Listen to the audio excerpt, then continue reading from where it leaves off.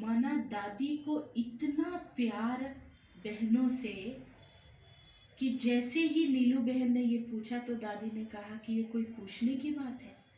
फिर दादी ने, हम 6 बहनें थी जो दादी जी से मिलने के लिए गई थी, दादी ने मंगाया थाल और अपने हाथ से नीलू बहन को कहा कि तुमने ऐसा मेरे से पूछा, मैं अपने हाथ से दृष्टि दे करके इनको ब्रह्मा भोजन यहाँ टेबल लगाओ, मैं यहाँ बिठा करके अपने हाथ से खिलाऊं। 17 की बात है, लास्ट में 17 की। हाँ जी, तभी चली गई थी 17 की।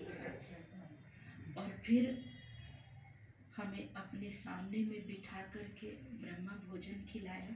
और क्या हम 6 बहनें थी, वरदान दिया कि बाबा साकार में हम बच्चों को यही पालना दिया और ये पालना आगे तुम आत्माओं को देनी है। ये दादी का वरदान था हमें। आज भी है ना, बाबा का ब्रह्मा भोजन बाबा के घर में बनता है और जैसे ही ब्रह्मा भोजन तैयार होता है, दादी का ये वरदान मुझे स्मृति में आज भी याद रहता है कि दादी ने कैसे उसमें इतनी शक्तिशाली दृष्टि भरी और वो आज भी बड़ों की जो वो छत्र छाया है, बड़ों की जो वो शक्ति है, दूसरी आत्माओं को कैसे मिलती है और आगे पालना कैसे करनी है, उसकी वो प्रेरणा देती है। तो ऐसी हमारी दादियाँ थी। वैसे ही मैं रुक्मणी दादी की बात बताती हूँ, क्योंकि मैं छोटी सी थी, चली गई थी, तो जैसे कहीं सेवा से आती थी तो बड़ा परिवार है, बाबा का घर बड़ा है, तो दादी का बेड है ना, तो बेड में एक है ना पीछे वो बनी हुई है कि कुछ कुछ चीज़ें उसमें रखने के लिए। तो दादी, जैसे अभी सर्दी का मौसम है ना, तो गाजर का दूध है ना बनी होती थी, तो दादी के लिए लाते थे, तो दादी चांदी की गिलास में है ना पीछे रख देती थी उस कबोटरी सी जो बनी हुई थी। और जब मैं आती थी तो जैसे ब्रह्मा बाबा ने उनको अपने पास बिठाकर अपने मुख में पिलाते थे।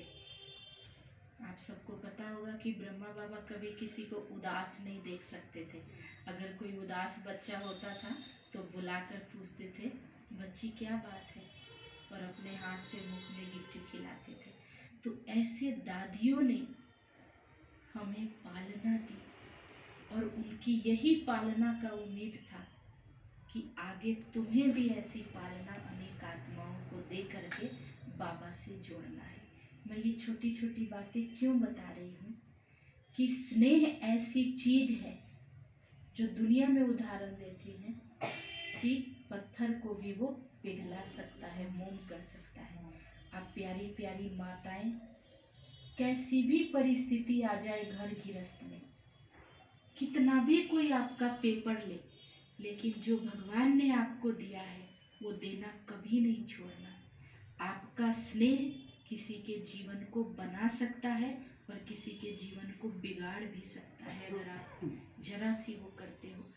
आप ज्ञान में हो, आपकी फैमिली में चलो ज्ञान में नहीं है, वो कैसा भी रोल प्ले कर सकते हैं, क्योंकि वो रावण के बस में है। आपको राम ने निकाल लिया है उस जंजीर से, लेकिन आप अपनी तुलना उनसे कभी नहीं करना कि ये जोर से बोलते हैं, ये गुस्सा करते हैं, ये ओम शांति में जाने से मना करते हैं, ये हमारी धारणा को तोड़ते हैं। नहीं, आप अचल अडोल स्थिति बनाकर रखो और उनकी स्नेह से पालना करो। ये शिक्षा बाबा ने दादियों को दिया। आप देखो, किसी मुरली में बाबा ने कहा बदले की भावना के लिए कि इसने ऐसा किया, बच्चे तुम ऐसा करो। क्यों कहा? क्या हम किसी से बदला नहीं ले सकते हैं? ले सकते थे ना, लेकिन बाबा क्यों कहा? बाबा इसलिए कहता था कि बच्चे नया नहीं बनाना है। किसी के भाव स्वभाव, किसी के संस्कार जैसे भी हैं, आपको भगवान ने कौन सा संस्कार बना के दिया है, आपको भगवान ने क्या सोचने का होमवर्क दिया है, क्या देखने का दिया है, क्या बोलने का। अभी हम ब्राह्मण हैं ना, हम सब ज्ञान में चलते हैं, नए हो पुराने हो, योग भी क्या सोचते हैं कर लिया, मुरली भी सुन ली, लेकिन यहाँ हम सब छोटी छोटी बातों में फेल हो जाते हैं, छोटी छोटी धारणाओं में उल्लंघन करते हैं कि उन्होंने ऐसा किया ना, हम भी ऐसा करें। नहीं, अपनी तुलना कभी भी किसी देहधारी से न करो। अपने आप को घड़ी घड़ी याद दिलाओ कि मेरा पिता ने मुझे कौन सा शिक्षा दिया है, कौन सा पाठ पक्का कराया है। जैसे वो नेगेटिविटी करने में पक्के हैं, ऐसे मुझे पॉजिटिव रहने में, सुख देने में, शांति देने में पक्के बनना है। कोई वाइट कपड़े पहनकर बैज लगा लिया और डायरी पेन है, ओम शांति में आ रहे हैं, यही सिर्फ तपस्या नहीं है।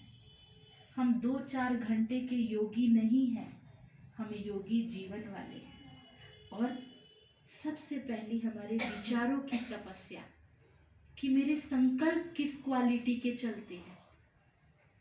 संगम युगी ब्राह्मणों के संकल्प है, मुरली वाला संकल्प है, या कलयुगी संकल्प चल रहे हैं। इसमें तपस्या है कि सारा कुछ नेगेटिविटी का है लेकिन मैं पॉजिटिव हूँ। सारा कारोबार दुनिया में उल्टा चल रहा है क्योंकि घोर कलयुग है ना। यहाँ कोई सतयुग वाली आत्मा नहीं मिलेगी ना, जो जैसे सतयुग में रोल प्ले किया ऐसा प्ले करने वाली। क्योंकि अगर आप टॉप पे उस आत्मा की अवस्था को देखेंगे तो कैसा होगा, रहम आएगा आपको ना। बाबा को क्यों हमारे पर प्यार और रहम है? इसीलिए क्योंकि वो मुझे परम धाम और सतयुग वाले रूप में देखता है, द्वापर कलयुग वाला रोल नहीं देखता है ना। और हमें भी वही चाहता है। और हम लोग क्या करते हैं, मुरली भी सुन लिया, योग भी कर लिया, लेकिन जब प्रैक्टिकल कर्मों में आते हैं तो हम सब फेल हो रहे हैं। यहीं पे हम सबको पुरुषार्थ करने की जरूरत है। यहाँ फेल नहीं होना है, उसको प्रैक्टिकल में करना है। अपने मन को शांत रखना ये तपस्या है।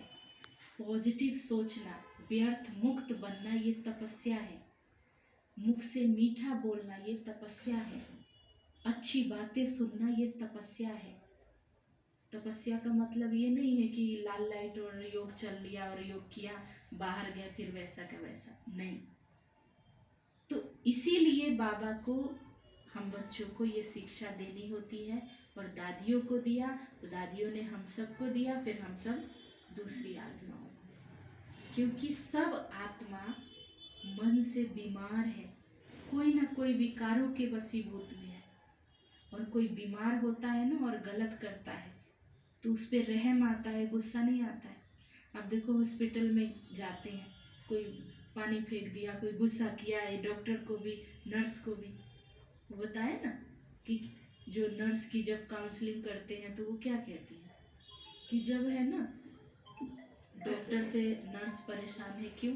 क्योंकि उनको डांटते हैं, ऐसा करो ऐसा करो, नहीं? तो पूछा कि मरीज भी तो आपको बहुत परेशान करते होंगे, फिर आपको गुस्सा क्यों नहीं आता है? तो उसने